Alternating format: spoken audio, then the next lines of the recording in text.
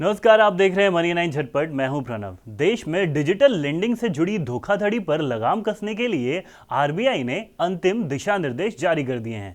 इन नियमों के तहत सभी तरह के कर्ज का वितरण और वापसी से जुड़े लेन देन केवल कर्ज लेने वाले व्यक्ति के बैंक खाते और आरबीआई द्वारा रेगुलेटेड इकाई मसलन बैंक, एनबीएफसी आदि के बीच ही किए जाएंगे।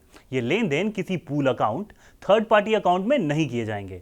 इन नियमों से डिजिटल लेंडिंग के कारोबार पर असर पड़ेगा और साथ ही ग्राहकों को कई फायदे होंगे, जैसे कि ऑनलाइन लेंडिंग से जुड़े फ्रॉड, केवाईसी यानी नो योर कस्टमर से जुड़े डेटा की चोरी, कर्ज देकर उल जलूल फीस और ब्याज वसूलने जैसी गतिविधियों पर अंकुश लगेगा।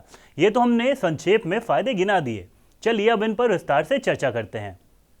सबसे पहला फायदा यह होगा कि कोई भी सर्विस प्रोवाइडर किसी भी तरह की फीस या चार्ज ग्राहक से नहीं वसूल सकता है। ये चार्जेस बैंक, एनबीएफसी आदि सर्विस प्रोवाइडर को देंगे। दूसरा फायदा यह होगा कि कर्ज देने से पहले एक की फैक्ट स्टेटमेंट यानी सभी जरूरी नियम, शर्तों और तथ्यों का ब्यौरा ग्राहक को देना होगा।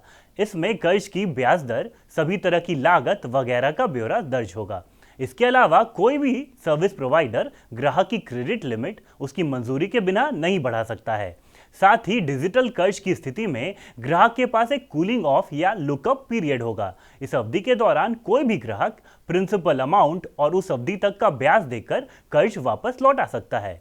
एक और फायदा यह होगा कि आरबीआई द्वारा रेगुलेटरी इकाई को यह इंश्योर करना होगा कि जिन लेंडिंग प्लेटफॉर्म के जरिए वे कर्ज दे रहे हैं उनके यहां ग्राहकों की शिकायत के निवारण के लिए शिकायत अधिकारी की व्यवस्था होगी और इन अधिकारियों की जानकारी प्रमुखता से मोबाइल एप्लीकेशन, रेगुलेटेड इकाइयों की वेबसाइट पर दिखाई जाए। एक और बड़े फायदे की बात कर लेते हैं। ग्राहक की किसी शिकायत का निवारण अगर तय सीमा, जो इस समय 30 दिन है, में नहीं होता तो वे आरबीआई के ओम्बड्समैन में इसकी शिकायत कर सकते हैं। एक और फायदा यह होगा कि ग्राहकों के डेटा से जुड़े नियम भी सख्त कर दिए गए हैं।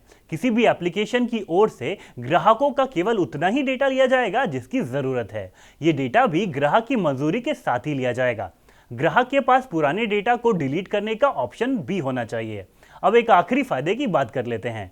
डिजिटल लेंडिंग में हर तरह के कर्ज की जानकारी क्रेडिट इंफॉर्मेशन कंपनी में देनी अनिवार्य होगी, चाहे वह किसी भी राशि और अवधि का हो। तो ये साफ है कि आरबीआई के इस कदम से डिजिटल लेंडिंग ऐप की मनमानी पर रोक लगेगी और ग्राहकों के निजी डेटा के दुरुपयोग, लोन पर ज्यादा ब्याज वसूलने और कर्जदारों के साथ होने वाली अभद्रता पर रोक लगेगी।